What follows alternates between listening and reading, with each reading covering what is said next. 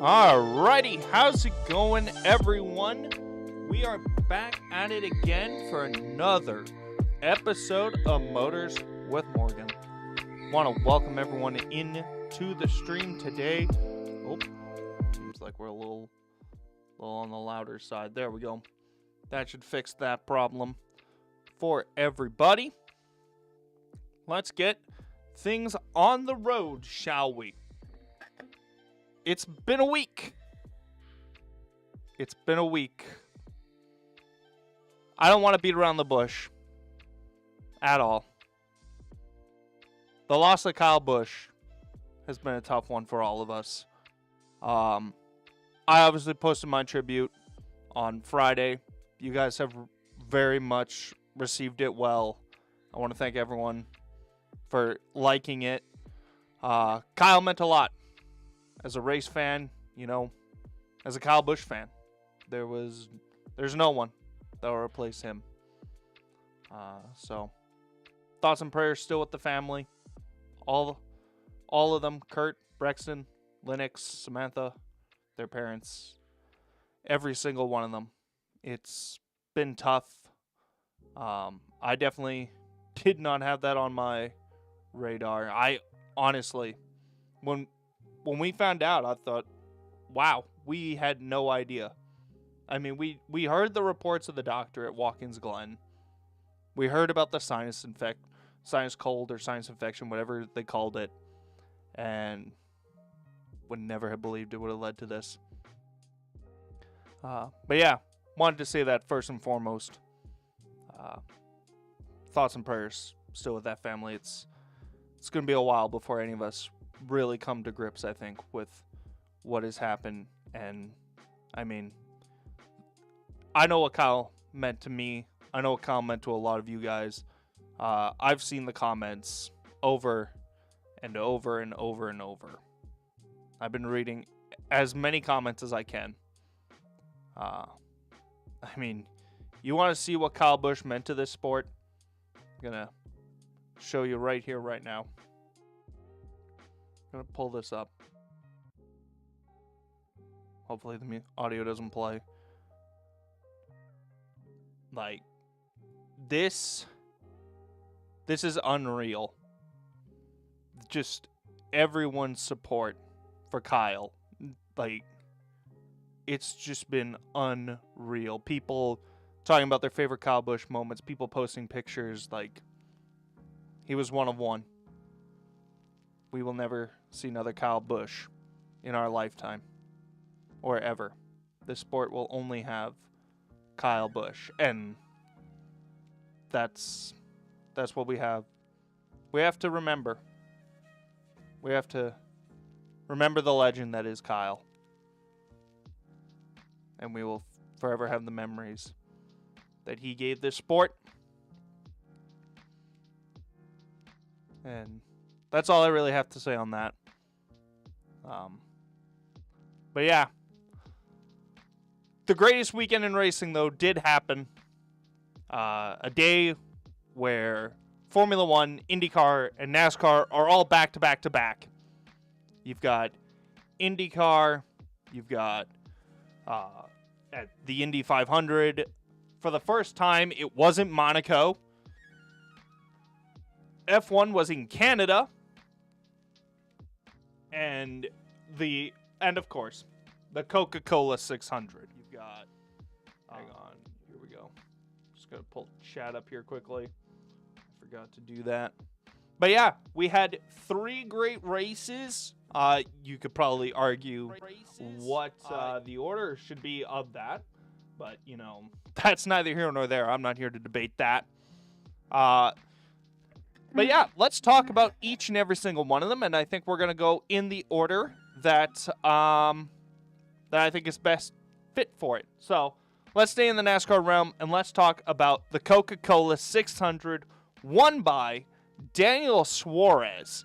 And to me, who would have predicted that it would have been Daniel Suarez winning this race over the likes of Christopher Bell, Denny Hamlin, Tyler Reddick, Kyle Larson, Ty Gibbs, Ryan Blaney, Joey Logano, William Byron. That's the who's who of NASCAR right now. Christopher Bell, an up-and-coming. He is here. I should stop calling him up-and-coming because he is here. He is here, and he is here to play, and he is here to make noise. Denny Hamlin, a veteran, one of the best right now. Tyler Reddick, probably the best driver this year so far. Kyle Larson, an all-time great. Ty Gibbs, an up-and-comer. Ryan Blaney, Mr. Consistent. Joey Logano, a 3-time champ. William Byron, a future champion of this sport. Then you got Zane Smith, SVG, finally showing up on road courses. Like, the fact that Daniel Suarez won this, and it's not only that he won this, it's how he won this. He had to hold off Christopher Bell, Denny Hamlin, Kyle Larson on more than one occasion. And every time he executed the restart to perfection. Make no mistake, Daniel Suarez earned this victory. Yes, strategy put him up front.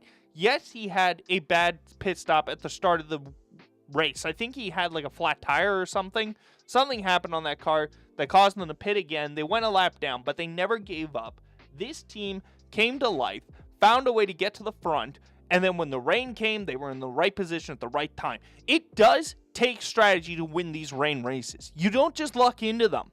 Like, you have to have some strategy. And so, kudos to that team. Spire Motorsports as a whole, we're going to look at this. This is, in my opinion, a rerun of Trackhouse of 2022. But this time there's 3 cars. And we'll dive deeper into that later on.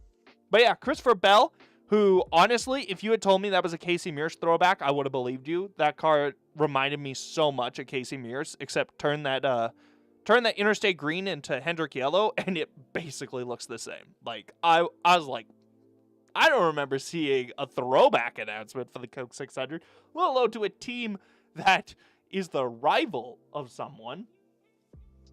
So, that's pretty insane.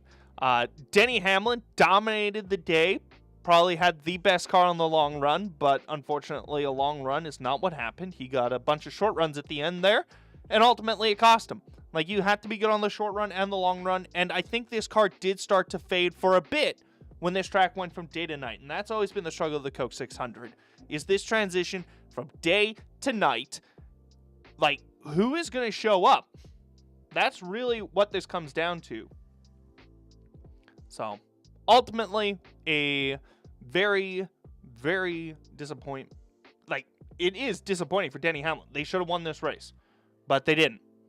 So they're going to look at this and think, man, we gave up, 16 points? They had a good points day, but this has to be a very, very big disappointment not to win this. Tyler Reddick, 4th. Goodness gracious, this man will not go away. Like, I have hot takes that I want to make, but I'm very nervous that Tyler Reddick is going to ruin that almost immediately, because I want to make a hot take about Tyler Reddick. But Tyler Reddick is making me question my decisions. Kyle Larson.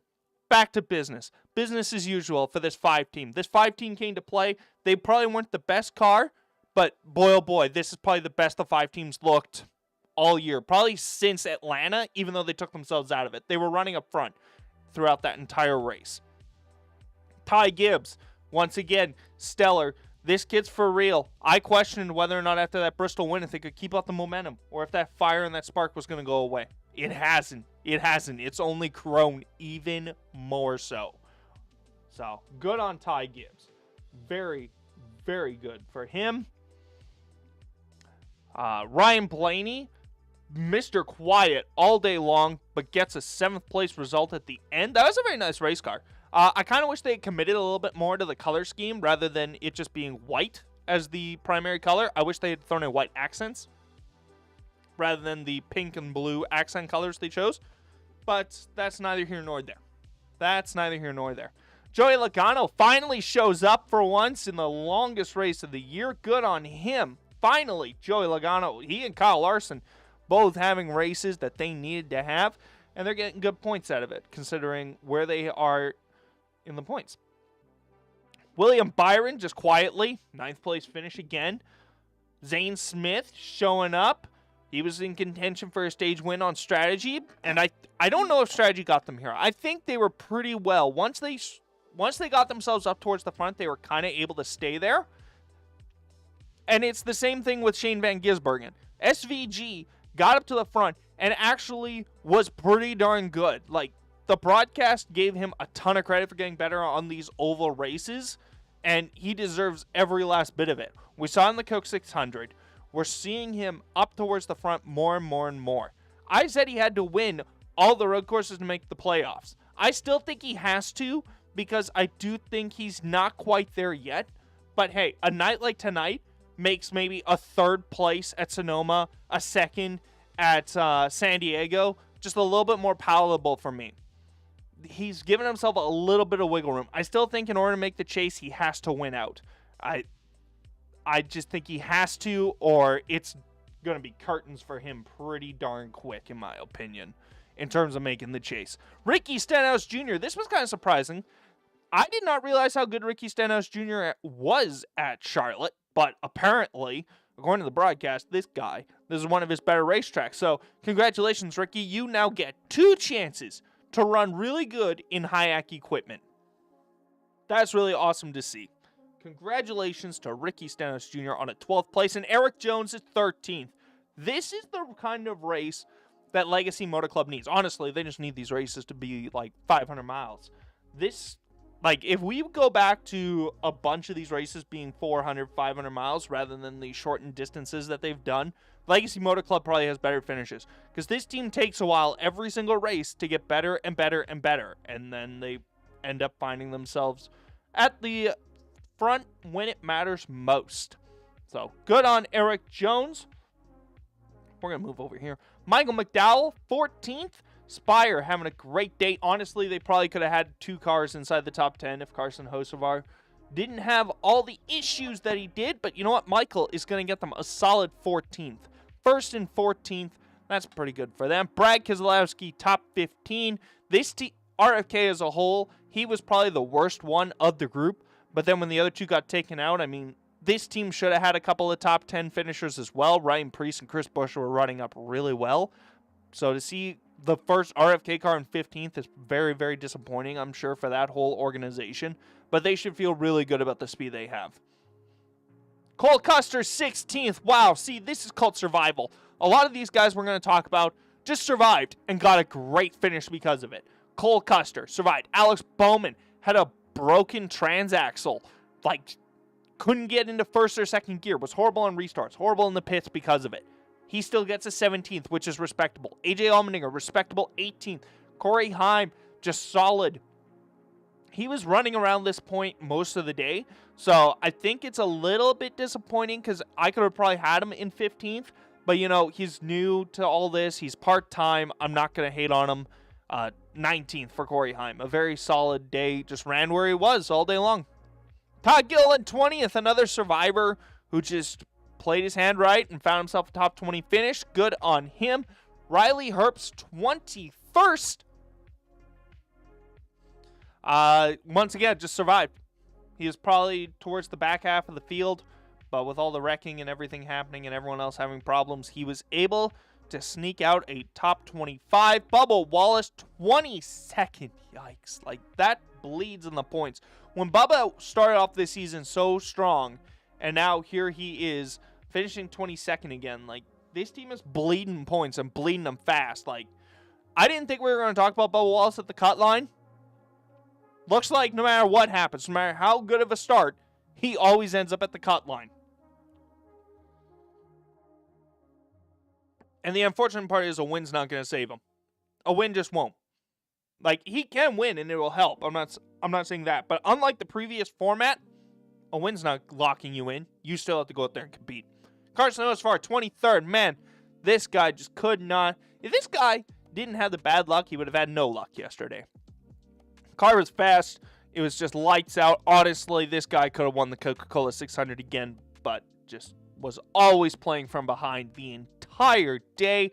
Noah Gragson is 24th. Ty Dillon is 25th. John Hunter Nemechek is 26th. There wasn't a whole lot going on with them. Austin Hill, 27th in the Kyle Busch car. That was tough to watch. Tough to watch that car go around. Even without the 8, you could still see that was the 8 car. You knew whose car that was, who should have been in that car. But, yeah. 27th, Austin Hill. Sounds like he might be the full-time replacement, or at least he'll be back in Nashville. So he'll get an opportunity, and I think he'll get better as the year goes on. It will be very interesting to see because, how many opportunities does he have to run in this car? And I think the more opportunities he gets, the better he's going to be.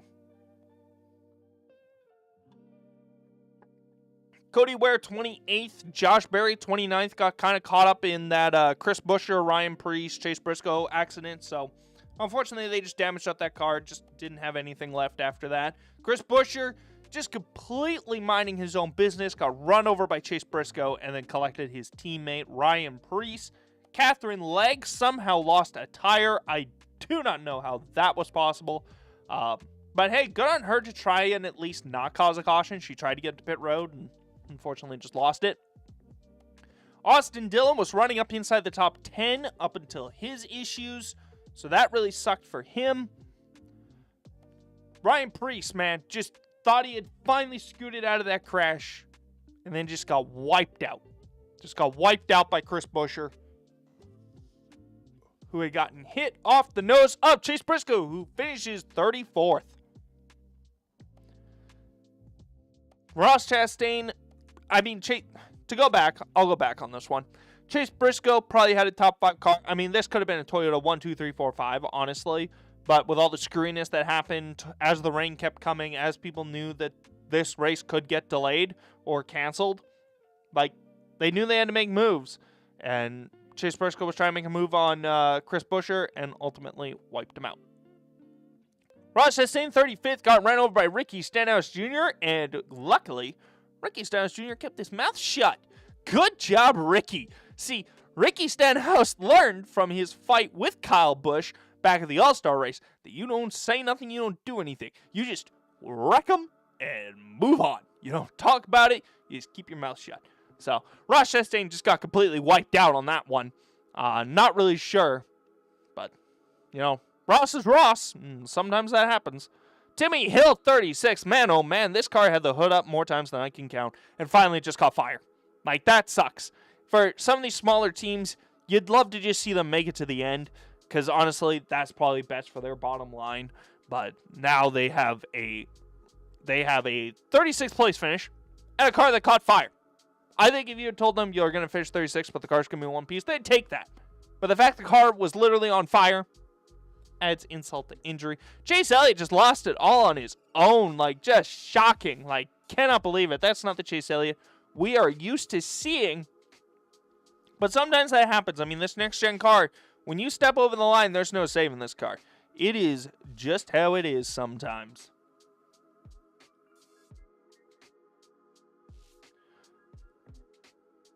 And then Austin Cindric and Connor Zilisch are 38th and 39th. And that was pretty tough to watch because I think Austin Cindric has improved and impressed me this year.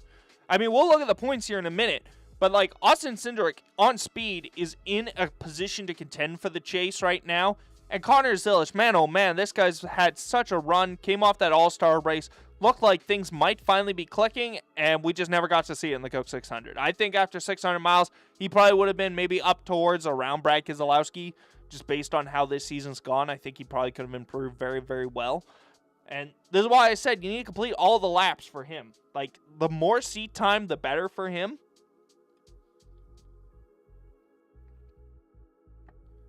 It's why I love watching him go to the Xfinity and the Truck Series and just get more seat time. More seat time is always best. Like, it doesn't matter. I understand that the trucks and the Xfinity are completely different than the next-gen car, but you're at least on the track. You kind of have an idea of what this car is going to do. But there are your finishing results. 39 cars enter the Coca-Cola 600, and Daniel Suarez is your winner once again. Congratulations to him. And look where that puts him in the points. 10th. Wow. Who would have thought that? We all thought Daniel Suarez, stopgap year, this guy's not going to be able to do anything. Like, he'll be lucky to be in this seat next year. But hey, shout out to him. This guy went out there and won this race, has been running pretty well all year long, was in the chase going into this race, and now finds himself top 10 in points, but no one is touching Tyler Reddick at this point. I think we are safe to say in the next 13 weeks, Tyler Reddick is probably a regular season champ. Let's pull up the handy-dandy calculator, and let's see how many points, let's give it Denny Hamlin. How many points does Mr. Dennis need to pick up over Tyler Reddick over 13 weeks? If you were to make up 9.38, he has to be 10 positions better than Tyler Reddick. I mean, Tyler Reddick is going to have a dry spell of some kind. But when I look at the schedule, and I'll pull it up here for you guys. Let's see.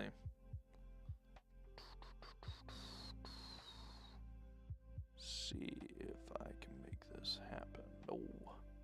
No, that's not what I wanted. I'll just make this bigger. There we go. Okay. So, Nashville. Tyler Reddick will probably be good there. Michigan. Tyler Reddick's won there before. He'll probably be good there again. Pocono. We have a chance. The Naval Base. Never say never. Sonoma. He's a pretty good road course racer. Chicagoland. This could be interesting, but I think he'll be good there. Echo Park Speedway, he won at, but it's a drafting track, so I don't count anything out. That could be a bad one. North Wilkesboro, pretty new. I haven't looked at his stats at North Wilkesboro. He could be bad there. Could be. It's one of the few weaknesses. Indianapolis, 2311 won there. I think that there's a chance that Tyler Reddick is going to be pretty darn good at Indianapolis. Or at least 2311 should be good there. Iowa, he'll probably be good there. Richmond, I mean, they haven't, forget how their short track package hasn't been great. So there's a chance there.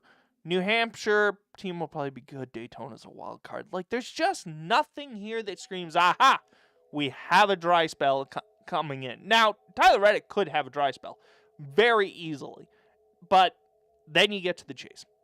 Like, he's probably going to be a top 5 seed. Darlington, Gateway. Toyota was great at Gateway last year. Bristol, Kansas, he just won at. Vegas, Charlotte, Phoenix, Talladega, Martinsville, Homestead. Like, it's tough. It's going to be tough for anyone. Tyler Reddick has put himself in a real good position. I mean, I released who I thought was going to be the top 10 championship contenders at the moment. Tyler Reddick was number 1, and for good reason. You look at the schedule is very, very favorable for him. Honestly, you would have had to have a pretty crummy Daytona in Atlanta to have given him a shot at not being a contender, and they won both those. Like, you're going to have to wreck out at the super speedways, and you'll probably need to have a few duds. Pocono could be a dud, but I'm not counting on it. I'm not counting really on anything at this point in time. But yeah, let's look at the rest of the standings for the NASCAR Cup Series.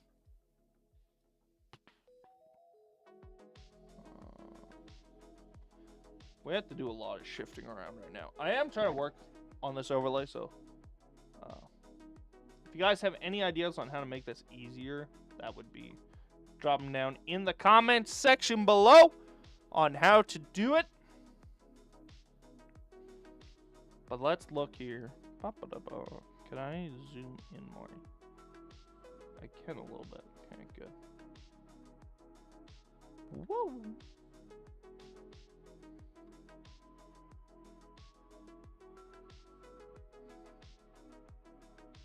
Okay, well, that doesn't matter all that much. So, let's look at all the guys not in the chase right now. Oh, hang on. We didn't even finish. Sorry. Let's go back here. Ryan Blaney. Man, oh man.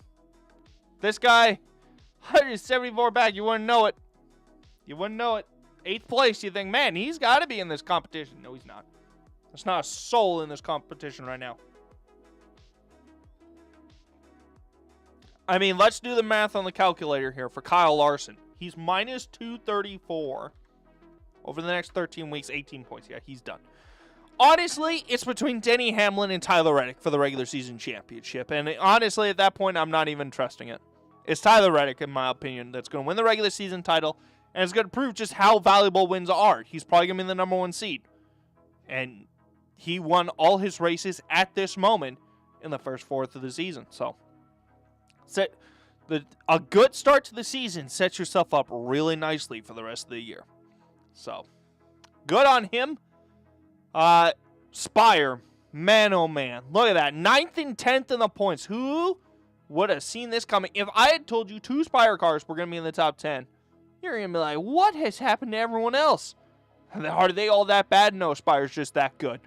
Carson Hocevar has a win. He's been running up at the front, and Daniel Suarez has been the greatest surprise of the year so far. You can make the argument it's him or Ty Gibbs. Who's been the bigger surprise this year? Ty Gibbs, who's won a race, and it's just a top 5 machine suddenly, or Daniel Suarez, who last year we all thought that this was going to be his last opportunity going into this Spire car, and he's probably getting booted for somebody else. Suddenly, he has flipped the script, and I think he's earned himself at least 1 more year. If you really think there's somebody out there you might be able to go get, this year is wide open for free agency. The only person out there right now that would make any sort of sense is Connor Zilic, just because of the fact that his contract's going to be done next year, and then you can go scoop him up. But, you might have to fight Hendrick Motorsports for that, or Hendrick's going to buy it out right away, or you might have to buy it out this year. So, Spire, man oh man, what a turnaround. I have been thinking all day long, I think they're the next Stuart Haas Racing, honestly. They're for sure the new Trackhouse. 2022, we remember Trackhouse with Daniel Suarez, mind you. Ross Chastain goes out, wins at Coda. Then he wins at Talladega. Daniel Suarez wins at Sonoma. Well, so far, you flip the script. Carson Hocevar has won at the Talladega, and Daniel Suarez has the Coke 600. And in this format, they're top 10 in points, which is way more impressive than the old format, in my opinion.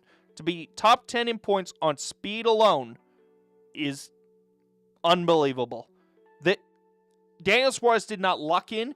It's not like a David Ruderman who was a no-show half the time he was out there. He's been here all year long and finally gets a win. This wasn't a luck-based win, in my opinion. Brad Keselowski, 11th in points. William Byron, 12th.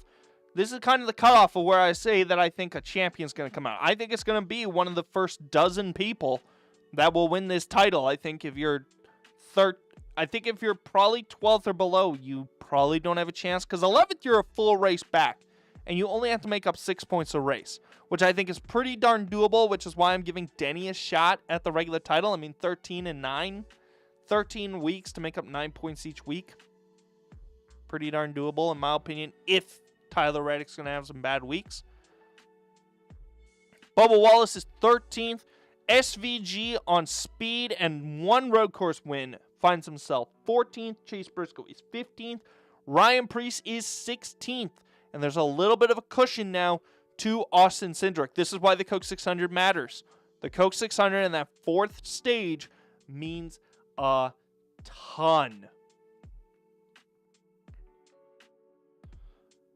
They've got those extra points. And before that wreck, now they've got all this cushion over Austin Cindric, Joey Logano, who, even though he finished 9th, this looks like a pretty darn insurmountable. This is like 3 points.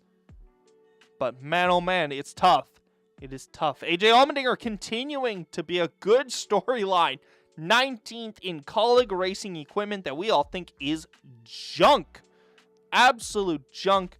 But they have found a way to stay inside the top 20 points all year long. Michael McDowell is inside the top 20. This is what I'm talking about. Spire Motorsports, watch out. Dark horses for the title. They got 2 right now in, which I don't think anybody saw coming. I don't think anybody had Daniel Suarez in making this chase. I think some people had Carson Hocevar. I think maybe the odd person had Michael McDowell. But Carson Hocevar and Daniel Suarez in the chase right now. It's just unbelievable. Now we can go look at the rest of the points. So, behind them, Zane Smith, finds himself 4 points out of that graphic. Eric Jones is tied with him. Ross Chastain has plummeted. Austin Dillon's on the rise, though. Todd Gilliland is 25th in points.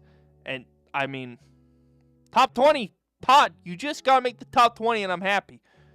You are currently 25 back. Very doable. Very doable. Todd Gilliland, the best is yet to come out of this kid. The summer is when this car tends to shine. Last year was a little bit rough, but I still like what I'm seeing out of that 34 car. Ricky Stenhouse Jr. is 26th in points. Kyle Busch is right there. And I love that normally they take these numbers away. If you're not racing, they normally take your number away. They're leaving it for him. Absolute unbelievable. Good job, NASCAR. Riley Herbst is 28th in points. John Nemechek is 29th. Noah Gragson is 30th in points. Josh Berry is 31st. I think we can start safely eliminating some people from the playoffs. From any chance of making the playoffs. Really, right now, I kind of want to look at this here. I also want to say Ricky Stenhouse is probably the last guy that I think can make it right now. Let's figure out what the gap is right now. Ricky Stenhouse Jr. Pull up the ye old handy dandy calculator. So, Ryan Preece has 303 points. Ricky Stenhouse has 222. 81 points. Yeah, that seems insurmountable. What is Todd? 1 point ahead. 62. You know what? I'll give Ricky Stenhouse. It's less than a full race. I've realized a full race is 75 now. Okay. I'll give it to Ricky. Ricky Stenhouse Jr. can still make the chase. It'd be tough. But I think he can do it. I think anyone above him has a shot right now. Anyone below him does not. So Riley Herbst, John Hunter Nemechek, Noah Gragson, Josh Berry, Ty Dillon, Alex Bowman, Connor Zilic, Cole Custer, Cody Ware. I think they're done. Like, we knew Alex Bowman was done when he missed more than 1 week. Which is sad that we will not see another Hendrick car in there. They'll probably get 3 in, but they will not get a 4th in. And man, oh man, these injuries keep plaguing that team. They miss out with Chase Elliott and Alex Bowman in 23. They're going to miss out here. They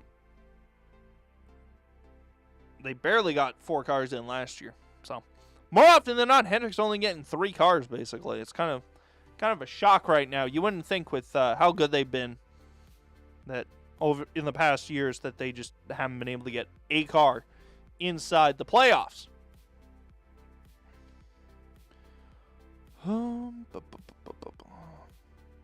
All right. So that's going to kind of wrap it up on the NASCAR front. We are now going to move on to my favorite race that always happens. The Indianapolis 500, which was run by one Felix Rosenqvist. Just unbelievable. Fantastic job by Felix.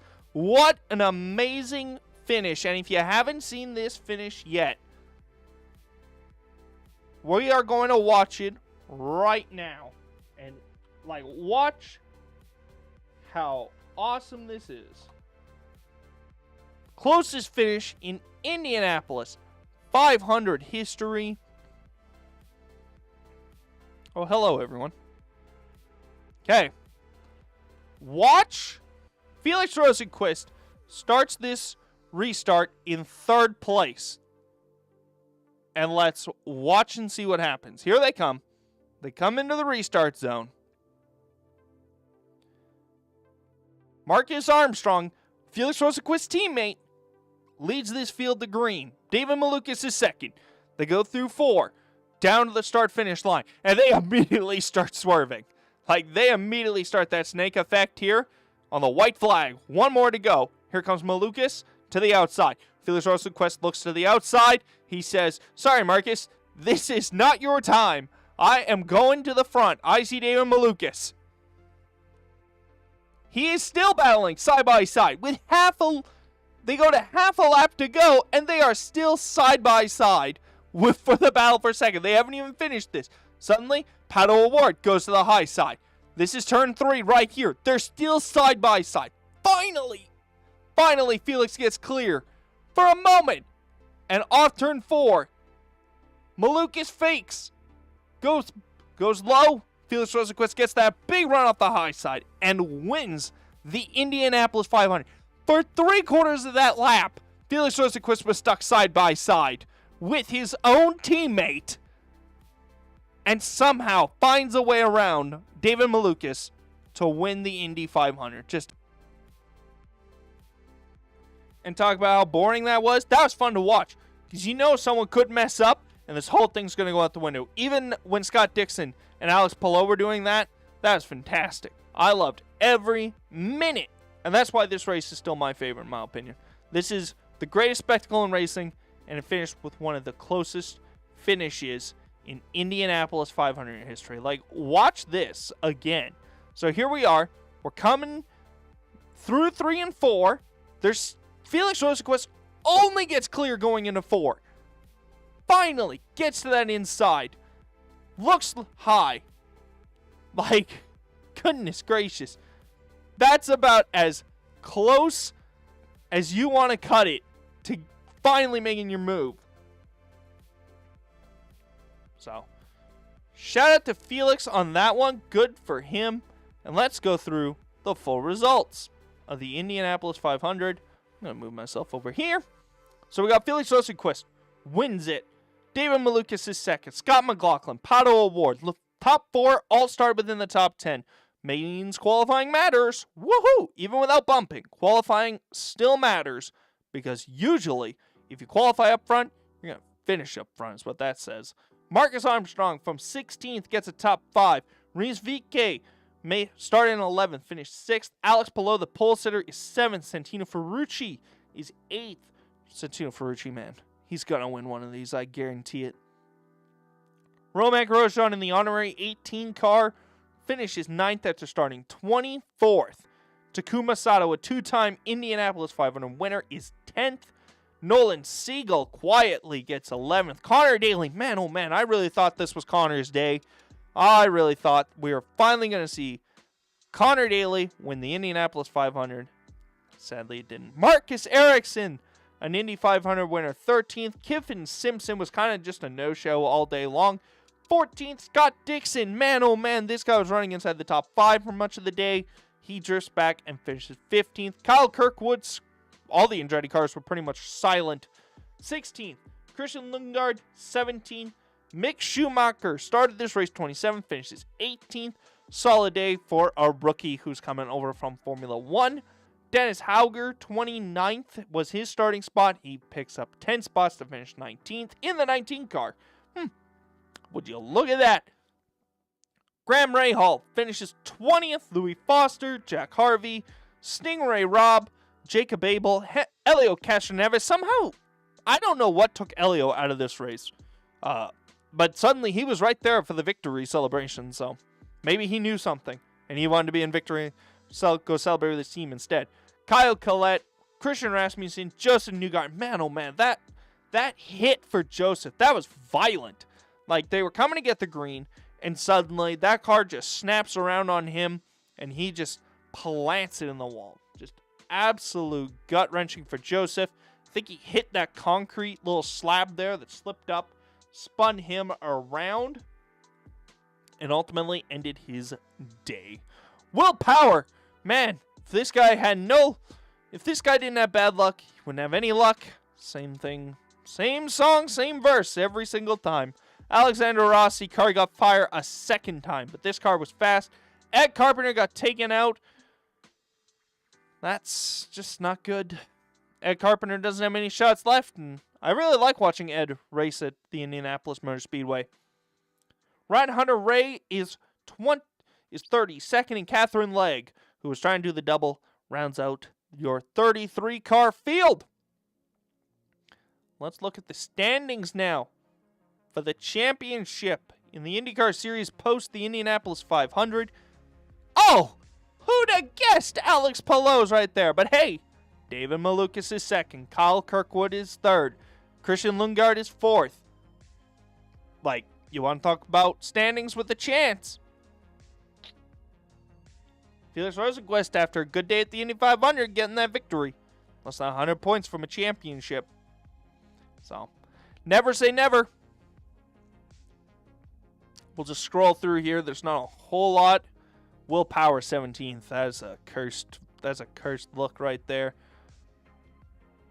Mick Schumacher's ahead of a lot of people who are not full-time. Actually, one person. Stingray up. My mistake. All these are one-offs from the Indianapolis 500. And the rest of them here are your full-timers. But to wrap up the weekend, we had the Canadian Grand Prix. And I am going to get on my soapbox here for a second. And I would like to say to Toto Wolff, stop. Let them race. That was fun to watch. Do not tell them to stop racing. That's why I tune in. I do not care which one of the two of them wins. If the two of them are going to put on a show, let them do it. It was absolutely insane for you to start virtually lying to Kimmy and George and telling them, hey, you're under investigation. Like, the broadcast never heard anything. It honestly never sounded like they had anything. If anything, the FIA might have just taken a couple notes and said, maybe we'll look into it, maybe we won't, you know. If we're bored, we might. But, like, honestly, Toto, like, I get that you don't want them to take each other out, but seriously, you got to let them race. That's what's going to make Formula One really good. We're already complaining about the cars and how they're driving right now in Formula One because, let's be frank, nothing happens right now outside of the initial start and maybe a restart. But we finally had some good racing, and you are going to sit there and tell them to cut it out? Like, nah, Toto, you can't be doing that. You can't be doing that. Like, you got to let it happen. Like, those conversations happen behind closed doors Monday through Saturday, where you're like, hey, don't wipe each other out. Race. Just don't wipe each other out. Don't shout it on the radio, please. Anyways, I'm off my soapbox. Let's look at it. Kimi Antonelli wins again. It's Max Verstappen all over again. Lewis Hamilton, man, oh man. If this race had been like a 400-miler, like a Coke 600 or something, Lewis Hamilton would have won this race. That guy was stalking everyone down. It was so impressive watching him pass Max Verstappen. And then when George Russell had his mechanical failure, I thought, oh man, if we could find a way to crunch this field up, I feel like Lewis could win. Ultimately, Mercedes is just too good right now. Max Verstappen third. Wow, Max Verstappen, this is the first time we're talking about really a good finish for him. Man, this car does not agree with him, and I don't know why. I think Formula One is better when Max Verstappen is winning. As strange as that sounds, Formula One is better when he is winning, when he's running good. Charles Leclerc, fourth. Isaac Hadjar finally finishes a race and is a top 5 contender. Good for him, even though he's a lap down. It's kind of funny. Only the top 4 finished on the lead lap. Everyone else here is a lap or more down. Colapinto is 6th. Liam Lawson is 7th. Franklin, that's his name. I definitely didn't forget that for a second. Pierre Gasly is 8th. Carlos Sainz is 9th. Ollie Behrman rounds out your top 10. Good on them. That's your points. And Oscar Piastri. Man, what a change of a season. Last year we thought, man, Oscar Piastri, he's going to be contending for a World Drivers' Championship. This guy's got a real shot. And then this year, Oscar Piastri looks like a rookie out there. I mean, he didn't get to start the first 2 races through just no fault of his own, really. And then he comes back, and he looks a little bit competitive at Miami. And now here he's 11th. Like, I don't know what to make of McLaren right now.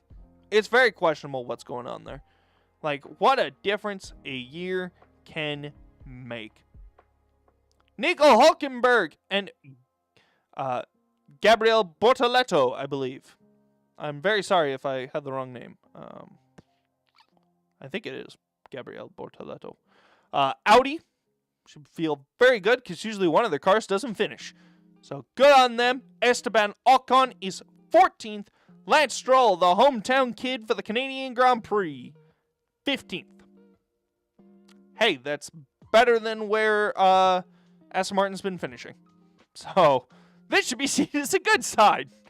Valtteri Bottas and Sergio Perez, they were kind of just at the back the whole day, and they only get these finishes because they survived longer than everyone behind them. Lando Norris, gearbox issue, takes him out. I believe it was a gearbox issue. I think it was. George Russell, I know that was mechanical, and also dude threw like everything but the kitchen sink out onto the track. I'm surprised that man didn't rip that car limb from limb based on how angry he was that thing shut down on him while battling for the lead. Fernando Alonso, man oh man, this guy had that car running well, and then I think his suit was moving or something. Something was moving that shouldn't have been moving, and they had to retire the car. Alex Albon just got completely taken out. And Arvin Limblad. DNS, no fault of his own. Just absolutely sucks that we see so much DNSing right now. Formula 1, you need to figure out why people are DNSing. Like, we want everyone to start. You finally have 2 extra cars on the field. And basically, we have less cars starting at this point, it feels like. From Oscar Piastri, and then both McLarens, Limblad this week. I'm trying to figure out who else has DNS, but those are for sure the big ones. Like, we need more people to start the race. So figure this out. If they can't run whatever new engine system you have in there, then go back to the old stuff. Like, it's not that hard. Please. It's not too late to press Control Z and admit you were wrong. Just because the rules say you have to change the car every 4 years doesn't mean you actually have to listen to that and change the car every 4 years. But yeah, let's look at the driver standings, and I have to pull this up now. Boom. Woo. So, Goodness, so all over the place. Kimi Antonelli is your points leader through this first little stint of the season. We're finally got some Formula 1 racing, and Kimi Antonelli is your points leader. He has a massive lead over George Russell and Charles Leclerc, who is barely holding on to his third spot in points over Lewis Hamilton. And then it's a massive cushion back to Norris and Piastri. Max Verstappen a little bit ways back. At this point, Max's best hope is a top 5 in points, and then go at it again at 27 or retire. Pierre Gasly, big gap back to him. He's in 8th, though. Ollie Behrman is 9th. Way to go, Haas. But you're barely holding on to that spot because Liam Lawson is right there. Franklin Colapinto is right there as well. Isaac Hadjar, like, this is the battle to get into the top 10. Like, this whole area here could be swapping between these 4 all season long if they're all going to run right up against each other. But Hadjar might also just leapfrog them all if he can actually start finishing some races. Carlos Sainz is 13th in points. Arvin Blimblad is 14th with 5 points. This is kind of a little bit of a mini battle here going on between the two of them. Gabriel Bortoleto, finally found him. He's 15th in points. Esteban Ocon, Alex Albon, Nico Hulkenberg, Valtteri Bottas, Sergio Perez, Lance Stroll, and Fernando Alonso. These guys all find themselves with no points. Woo! Battle to be the last person with no points. Woo! Not the battle you want to win. I don't know. Honestly, I find it very tough to see these bottom 4 here actually get points. I can see Nico sneaking one in, especially if rain becomes a thing. Like, you never know. You never know. I realized I did not change the Twitch title. I'm going to do that right now here. Sorry, folks.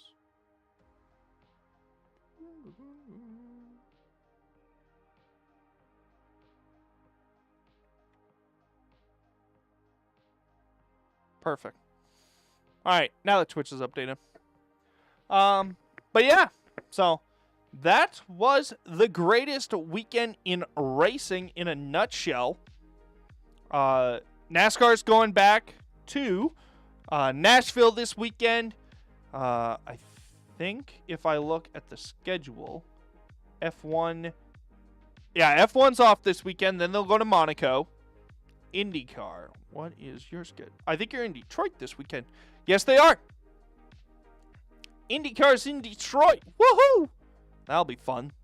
That'll be good to talk about. And then they're off to Gateway. So, just an awesome time. Awesome stuff. Chat, if you guys have anything you want to add to the conversation, now is the time. We will take questions from chat, and we can discuss it all here right now. Outside of that, if you guys got nothing else, just want to say thank you all for tuning in. Make sure to like the video, like the stream, subscribe if you want to keep talking more and more racing content. I am trying to add more and more racing content every single day I can get. Should hopefully have more content out over the next couple of days leading into Nashville and Detroit. But, yeah, doesn't look like there's much to add here this week. But, yeah, thank you all for tuning in. I will catch you guys in the next one. Have a awesome day. I will see you later. Bye-bye. Bye, chat. Goodbye. See you later.